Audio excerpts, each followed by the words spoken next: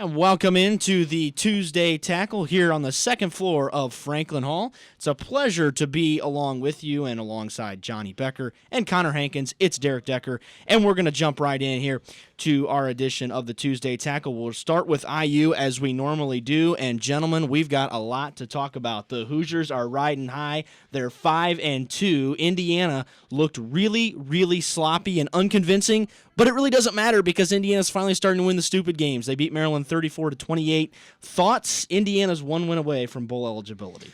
Well, it looks like they're going to make a bowl game, which is super nice.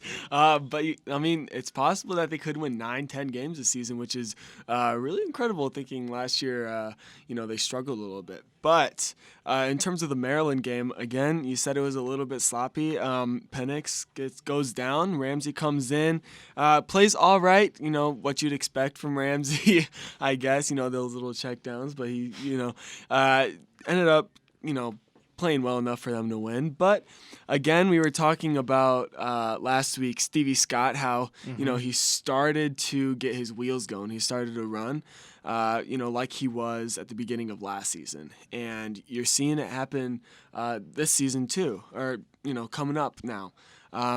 He ran for 108 yards and he had 2 touchdowns. Again, that's a Maryland defense that's not too great, but Stevie Scott, you can see him start gaining that confidence, and once you gain that confidence, it's really hard to stop a player like him. Absolutely. I mean, I wasn't exactly impressed with, the box score or anything, but I was super impressed with the way that Indiana closed out this game. And if you look in years past, you would find this game and you'd find this Indiana team not be able to close out a game like this, especially if their starting quarterback went down. I was super impressed with Ramsey coming in. I thought he did a really nice job of not really taking a huge step back from what Penix was doing. Obviously, Penix has all the tangibles and, has a better arm than Ramsey, probably quicker as well. But Ramsey came in and really played probably as best as he could, given the situation, coming into a game cold off the bench. Came in, threw just under 200 yards, had a passing touchdown, and almost 50 rushing yards as well.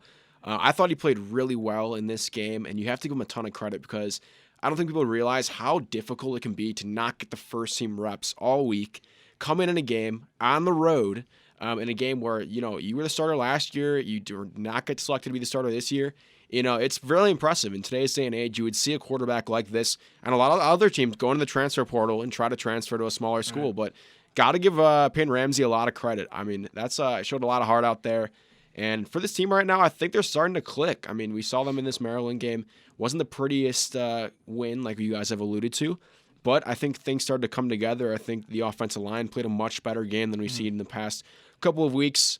Play calling with DeBoer is starting to really click with the offense as well. And going into this Nebraska game this week, which we're going to talk about, I think this IU team is starting to click. This offense is starting to look pretty good. Yeah, and I think you brought up a really good point right there because you cannot understate. I mean, you can make a decent argument, and if not the best, then at least the most proven backup quarterback in the league is Peyton Ramsey. I mean, this is a guy that... Well, the league, okay. In the league, yes. So you talk about the Big Ten. You got Kyle Trask down there in the Southeastern Conference who... It's playing better than the starter. We'll get to that. You're a homer, and we're going to get to that. But anyway, yes, potentially at the very least, the most proven quarterback at the backup position that did not win a starting job this year in the Big Ten, and that is something that we have that we've seen. Connor, you said it about the entering the transfer portal. That's been something we've seen a lot across college football. When guys don't get the chance to play, they just kind of automatically go to the portal. We saw it with Cole Guest a couple of weeks ago here at IU. Started second on the depth chart this year and then just kind of fell behind Samson James, and you saw Ronnie Walker get some carries as well. So, if you fall down in that hole, it's a concerning thing, but it's really good, especially for a program like Indiana where you don't expect depth at the talent and skill positions. Right. This might be a sign of this program taking another step forward. Yeah, I can see that. I really like what DeBoer has been doing on offense. I said at the beginning of the season that the first couple games are going to be rough because it's a new system, right, and it's a completely different system than what they've been running. And you see the offense starting to take off. Penix had been playing really well.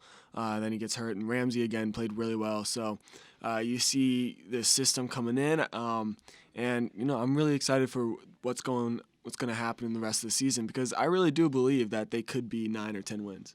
Yeah, and the other thing that came out of this game, and we've kind of beat around it a little bit, is the fact that Indiana does not win this game in the last probably 10, 15 years in this program. This is a game that Indiana doesn't win. Your starting quarterback goes out. You had so many things go against him. When your starting quarterback's in there, Indiana's on the goal line with a chance to go up 21-7 early in the game, and Penix throws a tip ball that gets intercepted, and a couple plays later, Maryland goes down and scores on a 60-yard touchdown. And then you're sitting there, instead of being up 21-7 and feeling like you're in control of a game, you're sitting there and you're tied at 14 in College Park on a cold October Saturday, where Indiana's bull hopes have gone to die so many times, and they find a way to get a pick in the secondary. That does bring me to a potentially concerning point here. Mike Penix has been as fragile as they come. That's a problem, because just about every time we've seen him go on the field, there's something that happens. And again, in both times now where there's been injury, where he's left the game, it's been undisclosed injuries. We don't really know. Like, we saw him walking off here Saturday, and he held out on the rest of the drive, watched Ramsey finish the drive, then went back to the locker room. Didn't appear to be in that much pain on the surface, and I don't think we can really know, because Indiana athletics is, as usual, kind of mum on this kind of thing. That's just always something IU has done. But is it a problem? I mean, you've got a quarterback here. I think you can be confident in Ramsey's ability. He definitely showed that, at least to me. It reinforced my confidence that if something does happen to Penix and it's done for the season, then I think Ramsey can step in and do what he needs to do to win games. With that said, it takes away a lot of your big playmaking capabilities. Is this something that maybe we're going to see throughout the season, throughout Penix's career? Maybe the big drawback to what we've seen in an explosive quarterback otherwise so far. Yeah, I mean, it's definitely a concern. You know, he tore his ACL last year. He gets hurt in that Ohio State game, and then he gets hurt in this game. And the thing is, Penix is so dynamic and he's so good that, Well, he had 9 completions for 141 yards while he was in there. So that just kind of sums that up in that situation. So, yeah. Right. He's so good. It's just, can he stay on the field? And I think he can. Obviously, it's his is he redshirt freshman? Is that his? Redshirt freshman. I don't know if he was just a sophomore. Yeah, he's he's redshirt freshman. So I mean, it's a concern, but he's a redshirt freshman. He'll mature. He'll get stronger. He'll get bigger, and he'll toughen up, hopefully. Yeah, I mean, that's the hope. I think you guys are right. I think the injuries are kind of his one kryptonite so far. Yeah. He has all of those tangibles that you would want in a college quarterback. He's got the great arm, is very versatile, can run the ball really well, and we've seen that. But for me personally, every time he does go on the run, I kind of do get a little nervous based off some of his injury histories that we've seen last year, early on this year as well.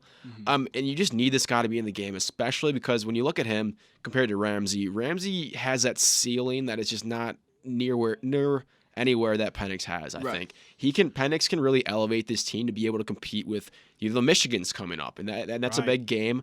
I think Penix has the ability to really go in, or maybe a potential bowl game against a really good team, to elevate this team's play, whereas we saw last year, I mean, Ramsey is a really good game manager. He can come in and win a game like this against Maryland, but against a really solid football team, I think we're going to need Penix out there. That's my main concern about this team right now. Well, and as we look forward to Indiana going to Lincoln this week, that's a historically very difficult place to play. Nebraska struggled a little bit. They're 4-3, just 2-2 in the Big Ten, the same record that Indiana has. But the overarching storyline in this game is going to be the fact that neither team knows who their quarterback's going to be going in. Adrian Martinez is a complete question mark, the exact same as Penix. Both of those guys are expected to be game-time decisions. At least from a tested, a tried and true standpoint, a guy that's been a starter before, I got to give Indiana the edge if both backups play. But there's obviously a scenario where Martinez plays and Penix doesn't. In that situation, I think it's fair to agree that Indiana, in a normal situation, would be the favorites in this game. Do you still consider Indiana the favorite if it's Ramsey against Martinez? Yikes. Martinez he's dynamic. He is. He is a really good quarterback, really good young quarterback. And Scott Frost's offense they're always explosive. But I think I would have to give the edge to Indiana because I think Indiana's defense will play better, and I think Ramsey will be able to manage the game a little bit better. to the point that Adrian Martinez necessarily won't be able to. Yeah, I mean that's part of my reasoning too, and I just think kind of right now, when you look at Nebraska and what they've done, I still don't think they're a very good football team. Right. They beat South Alabama, which that's not a great win by any means. Northern Illinois, a MAC team, who's had success in the past, but not really recently. Illinois, they barely beat by 4 points, and then Northwestern, they won by a field goal. That was a horrible game, by the way. I watched most of that game. That was a horrible game. That was a tough game. I mean, they lost to Colorado. They lost at Ohio. Yeah. That's right. They blew that big lead against Colorado. That was early in the year. Yep, and then they got killed by Ohio State and Minnesota. They haven't really done a ton thus far this year to really prove to me that they are a good team. I think Martinez, like you said, John, he's a really good quarterback, and if he's healthy, he can be really dynamic out there. Yeah. But they've shown really nothing. He doesn't really have the weapons overall to really help him use his talent. Yeah. It's him and nobody else, which is the problem. Their rushing attack this year has been pretty non-existent as well. Right. It's a pretty one-dimensional offense.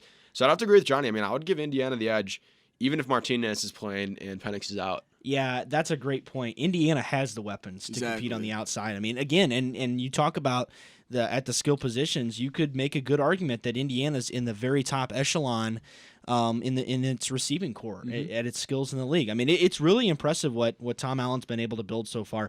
By the way, if you were planning on betting on this game, the line has been all over the place because of the uncertainty at the quarterback position. Indiana actually opened as a 2-point favorite. Somebody put a big bet on, pushed it to 4, and now it's already back to Nebraska as a 1-point favorite. So that's going to be all over the place.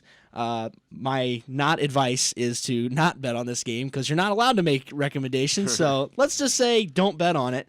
But you didn't hear it from me. Anyway, if you look at the rest of the games in college football this week, obviously the big headline is Illinois unbelievably beating Wisconsin 24-23.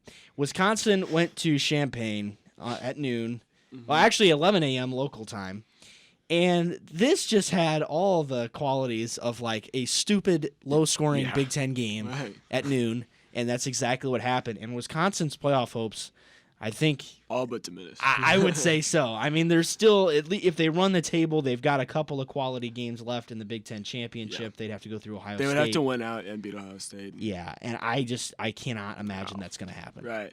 The problem with Wisconsin is that they're too one-dimensional. You know, they're all about Jonathan Taylor. They can't really pass a whole lot or too effectively.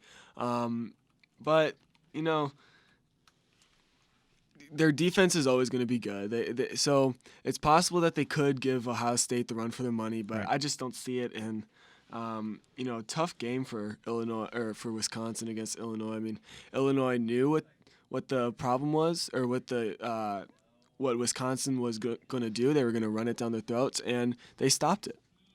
Yeah, I was actually, I mean, as bad as Wisconsin played, I was pretty impressed with Illinois. I mean, they kind of been duking it out with Rutgers for worst team in the Big Ten for the past few years. And being from Illinois, I mean, I've grew up and I watched a good amount of Illinois football, and they used to actually be pretty decent. Made it to a Rose Bowl about a decade ago. That's right. Have struggled a lot in the past few years, and what a win this was for Lovie Smith. I mean, he was on the hot seat for sure. There's people talking about him getting fired potentially even after this game.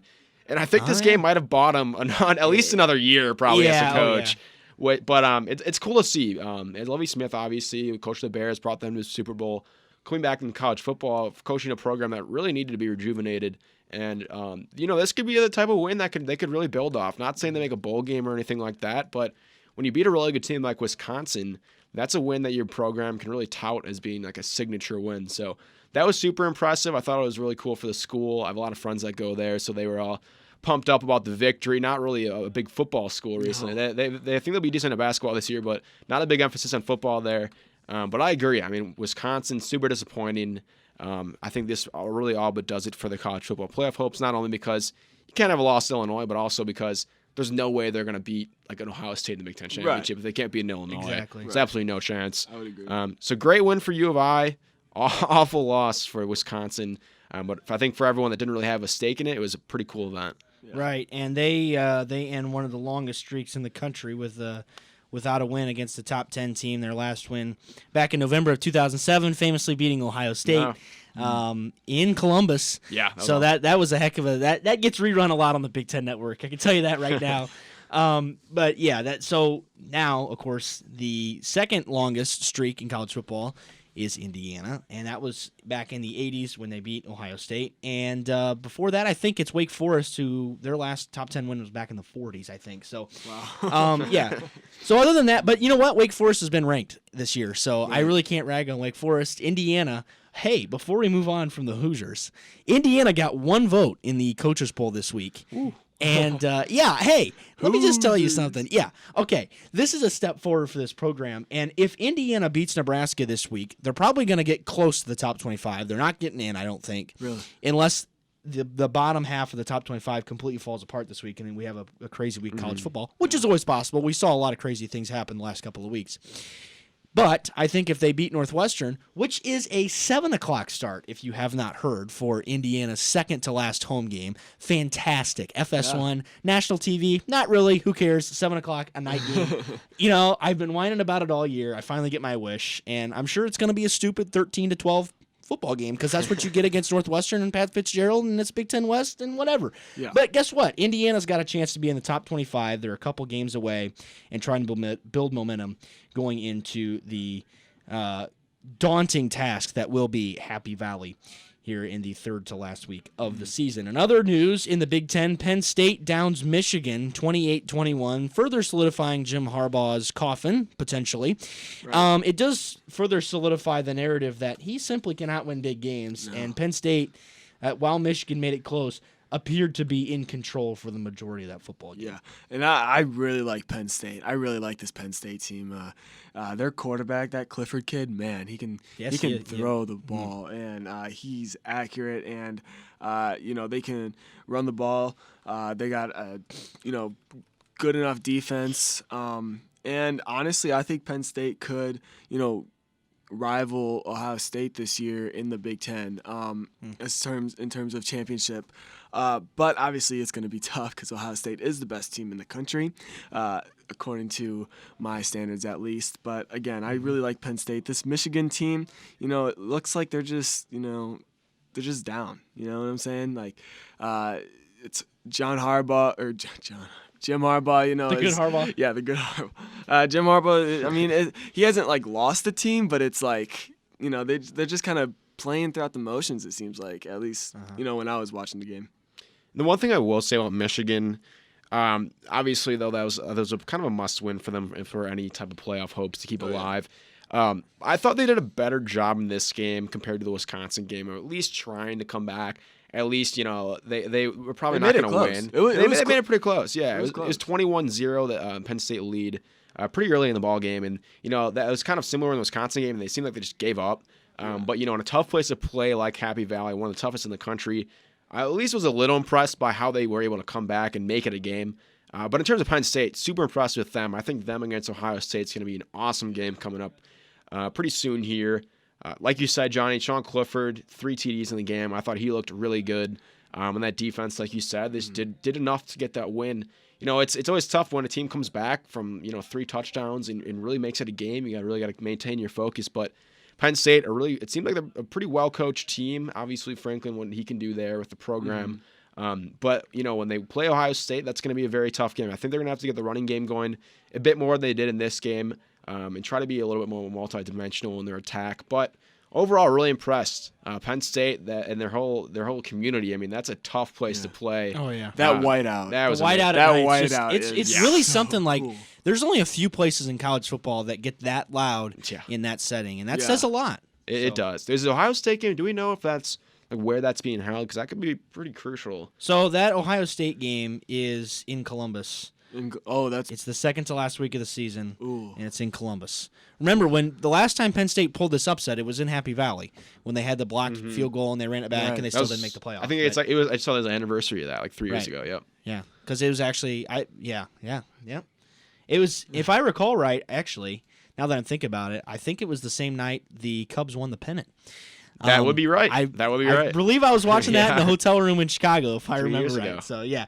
We're going to take a quick 2-minute timeout, and if you're thinking about going away, don't, because 2-minute timeouts are shorter than any college football media timeout. We're going to come back. We're going to talk about P.J. Fleck. We're going to talk about Minnesota Golden Gopher chances to potentially make the playoff. Are you serious? Don't go away. And welcome back into our WIUX studio. Still talking college football, and our next point is Minnesota. Does this team have a legitimate chance to make the college football playoff? Now with Wisconsin losing, it definitely opens the door for them to win the West. So they've got a potential chance to be in the Big Ten championship here. Okay. Granted, their schedule gets a lot tougher, and I mean Penn a lot State, tougher. Penn So State, is that Iowa. something they can overcome, or is this team going to fade? And will we still see Wisconsin potentially in the Big Ten championship? Yeah, their playoff chances close to zero. Okay, you know what though? I'm interested to see. We're still 2 weeks out from the college football playoff rankings, Right. but I would be interested to see where they have them right now because the AP poll doesn't really do it justice. I think They haven't played anybody. right. I and just That's don't. what I'm saying. Like and I that's- think it that's could the go both thing. ways though. I think there's not that many undefeated teams left. Right. I think the college football committee could look at it and say, "Hey, here's a team that plays in the Big Ten." And they haven't played anybody. Right. You're right. You're Their wins absolutely are right. San Diego State, Fresno State, Georgia Southern, Illinois, Purdue, And let me remind Rutgers, you, the first 3 Nebraska, games of all the season, bad teams in the Big Ten. The first 3 games of the season that they played, they won by 7, they won by 3, they won by 3. And then they won by 7 against Purdue, who didn't have their quarterback and didn't have Rondale Moore. So I don't know. I don't buy into this team. Like their last 3 wins have been convincing, but Illinois, Nebraska, Rutgers, like come on. Yeah. And then Maryland, I think they're probably beating Maryland. Maryland didn't look that good. Maybe they lose. I don't know, but it's in Minnesota. I kind of like their chances. They're 7-0. You got to take them. Right. And then, but that's what I'm saying. Like, there's a potential. Maybe they lose all 4 of the remaining games. At least 3 out of 4. I think they probably get Northwestern. They'll beat Northwestern. But outside of that, they're not going to beat Penn State. They're going to be They're not underdogs gonna beat in all 3 of Wisconsin. those games. And Iowa, while they have been up and down, it's Kirk Ferentz, so you don't really know. Like, It's at Iowa. and that's your that's answer. another very. And they different- haven't That's beaten yours. Iowa at Iowa in a really long time. I don't Right. remember how long it's been, but I don't think it's been anywhere recently too. So. I mean, I'm kind of like, how the heck did they get this schedule? I mean, Yeah. first off, their first like 7 or 8 games are all pretty easy. I mean, even a team like Indiana would probably be able to run this pretty well. And their 2 toughest games of the year, Wisconsin and Penn State, are both at home. I mean, this schedule is great. I mean, if I you want put it. Indiana I on want this it so schedule, bad. this would be I fantastic. really do think Indiana would be 7-0 with that schedule. I really do. Indiana would definitely be. I'd be kind of mad if they 7-0. weren't. And honestly, Indiana would probably. Well, they wouldn't beat Penn State. They could go. Maybe just lose 1 game against that Penn State because having Wisconsin at home and you've only lost 1 game, that's a lot of momentum. See, that's the thing too. And that's huge. I think Momentum's I would, huge in if college Indiana football. had that game at home against Wisconsin, I might like their chances. Right. Like, yeah. So I agree with you guys there. But so we're saying our conclusion is they're not a real team. They're still clown fraud trash. Right. They don't belong in the Right. playoff conversation. No, absolutely not. Okay. Absolutely Well, not. I'm glad we settled Big, that. Big Ten championship conversation? Maybe. I mean, Maybe. they have Wisconsin, but Right. Well, and Wisconsin. See, now here's a game this week.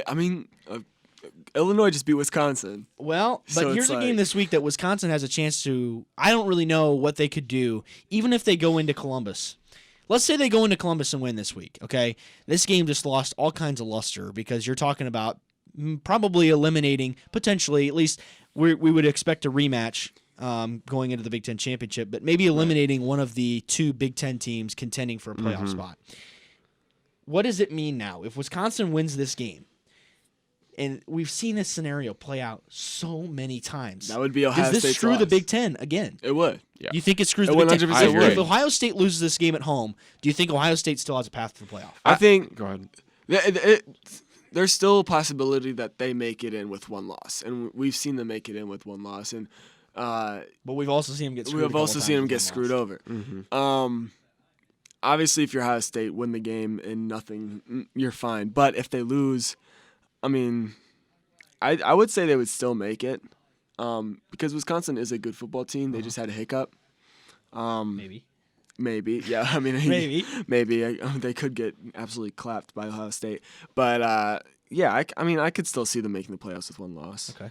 I It'd think just be would tough. Yeah, I see what you're saying, Johnny. I think it would depend on a few things. First off, like if they were obviously able to kind of round out their schedule, play well, win the Big Ten championship, It really would depend kind of on the West. The West is kind of weak this year. Minnesota, as always, I'm a big fan of the legends and leaders I've had in the past. Me too. But I don't know. I don't think the Big Ten championship game would be that huge of a win for them. That's my only concern, because when you look at Wisconsin, they would still have to compete with the Minnesota team, who we're all really not really convinced that they're that good yet. Iowa has a couple of crucial losses this year, so I don't think that would be that big of a game. That Penn State Ohio State game, though, I think that's going to be pretty decisive. No matter what happens in this game, I think that game will decide. I didn't even think about time. that. If they lose to Wisconsin, and then that Penn State game comes up, yeah, that would be a big, because Penn State would know how to beat Ohio State at that point, becauseWisconsin did. Yeah, but it's James Franklin. I don't buy in James Franklin. I never Really? do. I really don't. I think James Franklin's a better coach than a lot of people think he is. Maybe, but I think his mismanagement, like last year he comes to Bloomington. Right. Last year I just think that embodies everything, and he gets away with it. it against IU, but he doesn't get away with it against Ohio State. Like that's just you just can't. Well, we saw it last year with the fourth down run play, wasn't it? And Chase Young absolutely blew up the running back. It wasn't even close. Right. But here's one of the potential scenarios. Ohio State loses this game, but they beat Penn State and they still get into the championship. That means Wisconsin wins this week. Wisconsin goes into the Big Ten championship for a rematch with Ohio State with one loss. Both of them have one loss. So that's what I'm saying. Like, I think Wisconsin still has a legitimate path to the playoff here. They do. Illinois is their only blemish. Okay, and Illinois is really, really bad. Really bad. Like, this is where we come back to the whole Virginia Tech 2014 Ohio State conversation, which is what kept them out of the playoff that year. And I think Virginia Tech's better that year than Illinois. I agree with you. But that was a home loss. This is a road loss. I don't know what that means to the committee. I don't know. Like, that's just, I can't tell you that. We just kind of have to wait and see on that. But I think Wisconsin still does have that potential path, if things play out right for them. But here's the other thing. If Wisconsin wins that game and Penn State beats Ohio State, then you're talking about an undefeated Penn State team probably going into the Big Ten championship. And we're still, again... Penn State's a good football team. Right. And I also do want to clear this up just for clarity's sake. We are assuming that Minnesota would have to lose once or twice here in the last few weeks. Yeah. Because technically Wisconsin could win. They would lose to Penn State if Penn State is undefeated. Right, there you go. Mm-hmm. And I actually have one question for you guys, too.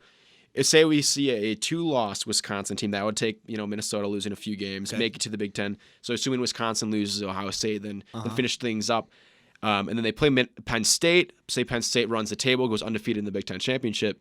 What would happen if Penn State then lost to Wisconsin in the Big Ten championship? They wouldn't make it. They wouldn't get in. You don't think they would get in? They wouldn't get in because it's all based off what the playoff committee has done recently. Yeah.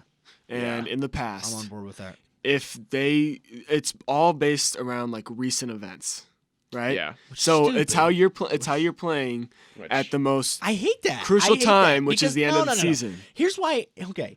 I don't hate it. I don't understand why there's such a discrepancy in the way things are done in basketball and the way things are done in football. It's obviously a totally different system, and I get that. But you're still trying to narrow it down to the best teams that deserve to make the tournament. Okay? Right. And in football, you don't have auto bids, but that just kind of that just clears things up for 36 spots. But I'm saying, you have in basketball, that's what they always say, right? Well, if you're playing great basketball at the end of the year, you're playing great at the right time of the year, then you deserve to get in the tournament. Well, that didn't happen with Indiana this past season, because I think you could argue Indiana was definitely playing their best basketball this season going into the tournament. In football, it's this weird thing where it's harder to judge that because you don't have as much of a sample size as you do in basketball. You don't play 40 games. You have 12, maybe 13 if you're in a conference championship. Right. So I don't know. How do you balance that? Is that something that should be valued by the committee? Something that we always talk about the eye test, and that's what they always say. Well, the eye test is the biggest. But is the eye test how they're playing right now, or is the eye test a collective whole of what they've done all season long, going back to week 1? It's a collective whole, but what stays in the mind is what has happened most recently. So they're gonna. Okay, so you're saying, all right. So are we saying? Look, there's gonna be bias, however you do it. Right, but I'm however saying, you do this it, there's gonna be bias. an And unintended bias? Is that what you're saying? It's underlying bias that it's they're not taking into account necessarily, but it just kind of comes through. Right. Okay. All right, then I buy into that. I like that. I'm kind of in the perspective too that I'm okay with teams, having an early loss and then learning from that and getting better, Right. and then rewarding them for improving upon like an early season loss. Say, like in Oregon, I'm not like saying anything for the Pac-12. I still think that conference would be left out of the College Football Playoff. But of course, they lost to Auburn, and say like if the Pac-12 was better, say if they were able to do really well, get better throughout the season and play really well towards the end, then I can kind of see that argument, saying we weren't playing our best football early on, we improved, and now we're a different team. I can see that argument. I think there's arguments for both sides, though. Okay. I would agree with that. All right, so as we kind of look at the rest of the picture in the top 25, Tennessee actually kind of sort of gave Alabama a little bit of a scare, and obviously the big storyline there is Tua and what's going on there. We don't know the extent of his injury. We're not real clear on how long exactly he's going to be out. And that does raise some question marks for Alabama going forward. Is this a team? I think they get Arkansas this coming week, I believe. I think. Yeah. Is this a team that's going to continue to roll over opponents with a backup that we haven't seen a lot? Yes, and here's why. So they recruit great players, right? They do. Mac Jones is a really good quarterback. He was one of the top-rated quarterbacks in his class coming out of high school. If you've got, just going back to if you've got Tua and Jalen Hurts in the same stable, right? Yeah, that Exactly. just tells something about. So your they got program. him. They also got Tua's little brother. If Right. if Mac Jones, really bad goes wrong, right. if Mac Jones ends up getting hurt, then you're fine. He had an offer to Tennessee also. To his That's brother. interesting, isn't it? Yeah. Yeah, well, he also was offered by everybody else. And they have, they have got 4 receivers who, if you put them on any other team, they'd be at least the number 2 receiver. If you're talking like Jalen Waddle, he would be the number 2 receiver on most other teams, maybe number 1. All the other 3 would be number 1 receivers on every other team in college football. You have 5-star running back talent, 5-star offensive line talent. You're fine. They're going to obviously beat Arkansas. I can see them running the table. Now, the problem is when they have to play LSU, and if Tua isn't healthy for that, or versus Auburn and Tua isn't healthy for that, that's when it gets serious, because Mac Jones hasn't played in those big games, and he's a backup. He's I think he's a freshman or redshirt freshman. I forget which one. But he's a freshman. So he hasn't played a whole lot of college football. Obviously, the players in college football are much better than the ones in high school. So when you get to those big games like that, that's when it becomes a serious issue. Yeah, to kind of build off of that, I think I would definitely agree with that, Johnny. I think, against other SEC teams, besides LSU, I think they'll be fine. They recruit even well. Auburn, even Auburn, I would probably agree with that. Yeah. They recruit well for a reason, and they have depth for a reason. Really, almost any position on the field, their second guy would come up, and there wouldn't be a huge letdown. Quarterback's a bit different, but yeah, the LSU game would scare me if I was an Alabama fan. It's coming up in 2 weeks, and I think the big difference in previous years, I wouldn't be as concerned for Alabama, but this year, if you want to beat LSU, you're going to have to score the ball. And Joe Burrow has led this offense to places we have not seen in previous years. He's a threat. I think he's a favorite to win the Heisman right. Yeah, he's a favorite to win the Heisman right now. I'd agree with that. I think NFL draft mock, and he's been up there too, even as well. I mean, that guy, Joe Burrow, can really sling the ball, and he's super impressive. So I think that's quarterback. System quarterback. Well, I mean, potentially, but I mean, we've seen this year. That's the main difference I see with LSU this year. You're gonna have to score points to go up and beat them. And even though the game is in Tuscaloosa, that does concern me if I'm Alabama. If you can't score points against LSU, you might not win. LSU could beat them with Tua. They could. I agree with you there. And I think they would beat them with Tua. I think so. Okay. So I mean, you obviously need Tua there. Right. So that's the first time, actually, that's not going to be in prime time since 2010 because CBS took Georgia Notre Dame earlier this year for their 8 o'clock game. So that's just an interesting tidbit. That seems to always be the 8 o'clock CBS. So it's a 3:30, right? It's a 3:30, right? Yeah. So I don't know. That's just whatever. The SEC on CBS. Yeah, they branded it. Hey, it's best conference. Blah blah blah. Whatever. Okay. Yeah. Best conference, best network. Yeah. Of course. Blah blah blah. Well, it is. There's the bias. There it is. Okay. I'll throw this random question at you. Do you think Oklahoma should be ranked ahead of Clemson right now? I would say yes. I think that overall, if you look, Oklahoma, don't get me wrong, their schedule hasn't been that amazing either overall. But I think it's been a lot better than Clemson. It's been a lot better than Clemson. That's why I would rank them better. I think, at the level of play, I mean, Clemson has been playing a little bit better lately. Trevor Lawrence still has not gotten to where he's been last year, which is a little concerning for later on down the road, potentially college football playoff. But, Oklahoma's been playing well. I think Jalen Hurts has transitioned into that offense seamlessly. We've seen their defense actually play better this year than we've seen years past. That's been their really big weakness when it comes into playoff time or bowl time. And so we've seen this team. I mean, they beat West Virginia this past week. And we've seen them, this kind of run the table this year. I think they could probably go undefeated in Big 12 play. We'll always have a couple tough games coming up towards the end of their schedule. But, yeah, I mean, I think Oklahoma has done everything I've expected them to do this year, and Clemson simply has not. Yeah. I mean, again, they're both going to finish the season undefeated most likely, and you can't leave either of them out of the playoffs if they're undefeated. Yeah. But I do think Oklahoma is a better team than Clemson. If they went head-to-head, I would expect Oklahoma to beat them by maybe 2 touchdowns, honestly. Clemson's got a lot of talent, though. And if Trevor Lawrence starts playing, the way that he was playing at the end of last season, then you can expect Clemson to, make a real big run in the playoffs. But I just don't think, he hasn't been playing very well. I don't think he's going to pick it up anytime soon. And Jalen Hurts has been playing, unbelievable. Yeah. His passing game has improved so much since the time that he was at Alabama. And you could see it at the end of last year when he filled in for Tua. You can see how much of improvement he's made in the passing game. And, he's always going to have his legs. So I do really like this Oklahoma team, and I don't think Clemson's as bad as a lot of people think they are, even though they're undefeated. But if that makes any sense.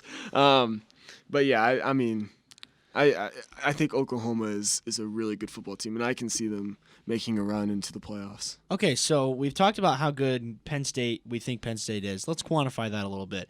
Right now, they're at the bottom. They're at the 6th spot.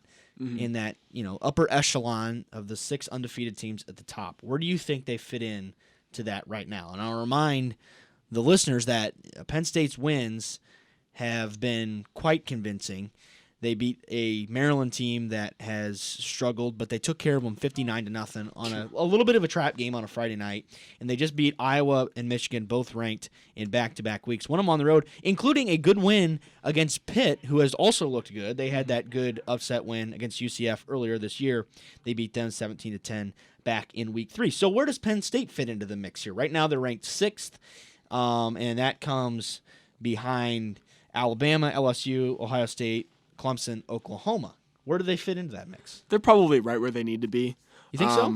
Yeah, I think so. Okay. And the reason is, I mean, Clemson's going to be ranked higher than them because of the national championship last year. And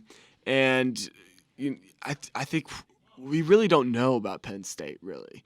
Obviously, they've beaten some good teams. But what do we know about Clemson that we don't know? What we know about Clemson is they have a lot of talent, and they've proven that they can win the national championship. Do you think the college football? What has Penn State proven? Fair, nothing. But what will the committee say about that? What will the committee view as, what's important to them? Like, what is it? Is it Clemson's national championship playing a factor into this season? Well, I think it is because it has to be.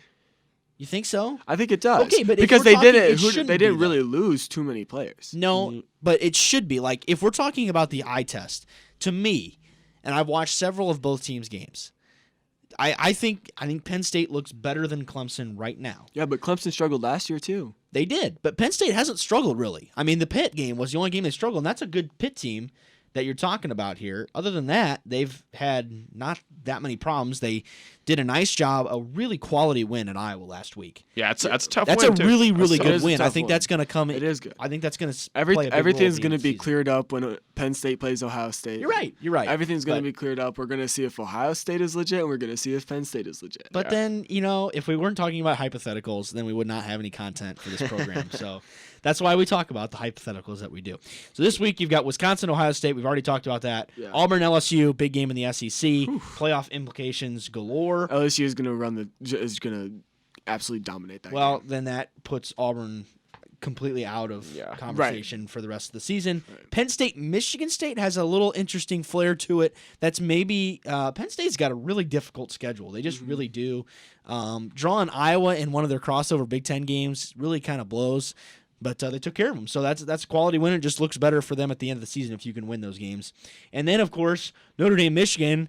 Connor, maybe a little interest for you. Yeah, absolutely. I think I actually might be attending that game. And, that's one of those games, too. You love to see that they actually brought the rivalry back for that game. It took a few-year hiatus, but that could have some implications as well. Not necessarily for Michigan, but for Notre Dame, obviously, with a loss against Georgia early on in the season. And I guess that loss doesn't look as impressive per se right now. Especially when Georgia's going to be a 2-loss team here in a couple weeks. So I don't think even if Notre Dame wins this game, Michigan State's looking less impressive than we thought they would be.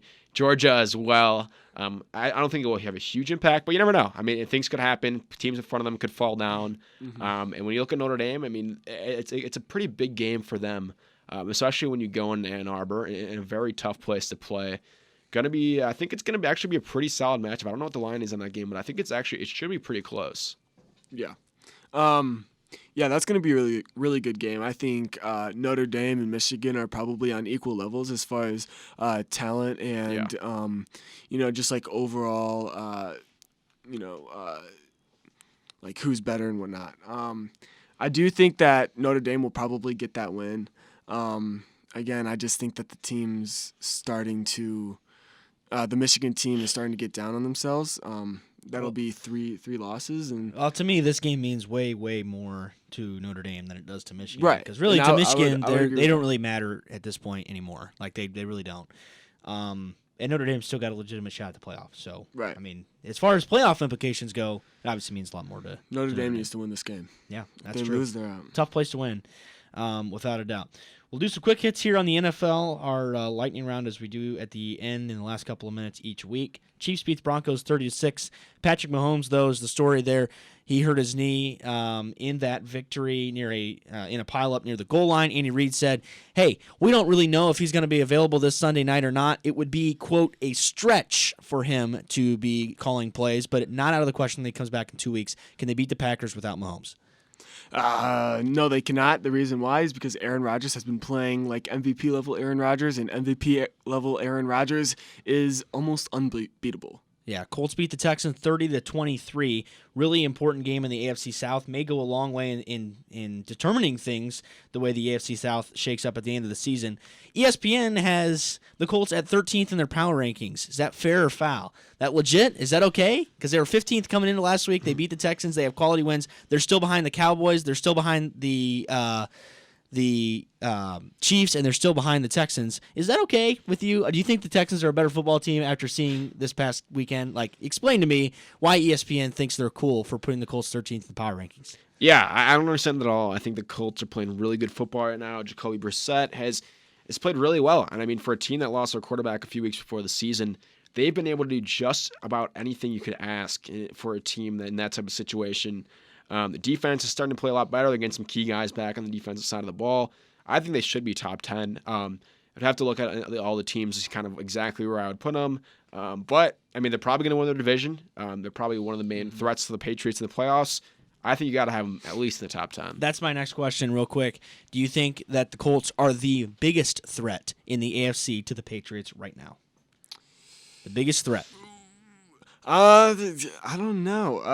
You know what? They might be because, like you said, Jacoby Brissett has been playing really, really well. They have a really strong offensive line. Marlon Mack has been playing extremely well. He didn't play too well against the Texans, but that's the Texans defense that is pretty good. And, again, the Colts defense kind of shut down Deshaun Watson. And still not 100% healthy. Still not 100% healthy. He still got Hooker coming back. So you got to think, that they could be the best, the biggest challenger to the Patriots. Okay, Bills beat the Dolphins 31-21. The only reason I talk about that is Fitzmagic going to screw this thing up? Is he going to win a couple games for the Dolphins at quarterback? I think he might, and that's honestly, I don't understand what the Dolphins are doing. If I was in their position, even though they shouldn't come out and say it, they should be trying to lose games. I agree. That's what should be happening. They want to have the tank for Tua or maybe even Joe Burrow at this point, or what I've seen in some mock drafts. But winning games won't do anything for their future right now. They have a lot of draft capital coming up in the next few years, and they want to make sure they get some good draft picks. I don't know what they're doing. I think Fitzmagic could come in here, win a couple games, and kind of screw up their draft positioning. So I just don't understand. The Dolphins are kind of a dumpster fire right now. He was 23 of 35 for 282 and a touchdown this week. Not able to get the win, but came darn close in Buffalo. Jags beat the Bengals 27-17. Gardner Minshew and the Jags are going to build some steam, 3-4 right now, and kind of building themselves in a hole with the Texans and the Colts starting to pull away a little bit in the AFC South. Are they out of contention in the playoffs, or you still have good hope for them to potentially get in? There's still a possibility. I mean, they're probably the best 3-4 team. They're probably the best team with a losing record in the NFL. Leonard Fournette has been playing like the player that they drafted him for. He had 29 carries, 131 yards, playing really well. Gardner Minshew, no slouch either. Nick Foles comes back in a couple of weeks. Maybe there's a change at quarterback. We don't know, but the Jaguars, possibility out of playoffs, obviously slim because of how strong that division is, but you never know. Okay, how about the Vikings and the Lions? We talked about last week that Kirk Cousins wasn't the real deal, but he threw 4 touchdowns again. They win 42-30. Vikings surging, are they the real deal? I think at this point, I think they might be. Yeah, I mean, they've been playing really well. Kirk Cousins, the thing about him is I still have to see him win when it matters, to have some confidence in him. He's put up the stats over the years. It's never been the problem. The problem has been against good teams in clutch situations. He's just never really been able to prove himself. So I think they are the real deal as a team right now. But do I think they can go far in the playoffs? No. And I'm not going to believe they can do that until Kirk Cousins can prove himself. Last stop in the NFL, Niners beat the Redskins 9-0 this week in a rainy slugfest. Are the Niners for real? Seriously, they're 6-0 right now. Are they actually for real? Their schedule gets a lot tougher for what it's worth coming up. But is this a legit shot for them to come out of the NFC? I do think they are the real deal. The problem is they have the Seahawks in that division as well, and the Seahawks are playing really well as well. So I think you could see 2 teams come out of that division. But yes, the 49ers are the real deal. That defense is legit. All right, World Series preview.